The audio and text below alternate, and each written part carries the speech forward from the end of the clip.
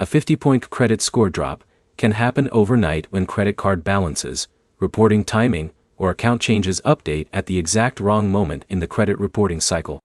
By the end of this, you'll know the real reasons a credit score can drop 50 points, which ones are temporary, and what actions actually fix it instead of making it worse.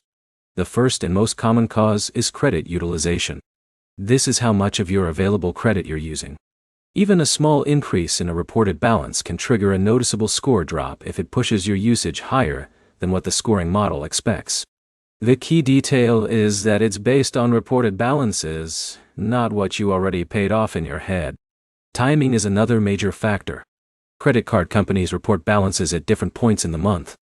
If your statement closes while your balance is high, that number gets sent to the credit bureaus even if you paid it down a few days later. That mismatch alone can easily create a sudden drop like 50 points. Another reason is a new account or credit inquiry. Opening a new credit card or loan adds a hard inquiry and can lower your average account age. Both of these can reduce your score temporarily, especially if your credit profile is still thin or newly established. Closed accounts can also cause a drop. When a credit card is closed, you lose its available credit limit. That reduces your total credit availability, which can increase your utilization ratio, even if your spending didn't change at all. Sometimes the drop comes from updated data, rather than negative behavior. Credit bureaus constantly refresh information. When older positive data falls off or gets replaced by newer snapshots, your score can shift even if your habits stayed exactly the same. The important thing to understand is that a 50-point drop is usually not permanent damage. It's often a recalculation based on new data, not a sign that something is seriously wrong with your credit file. To recover from it, the steps are straightforward.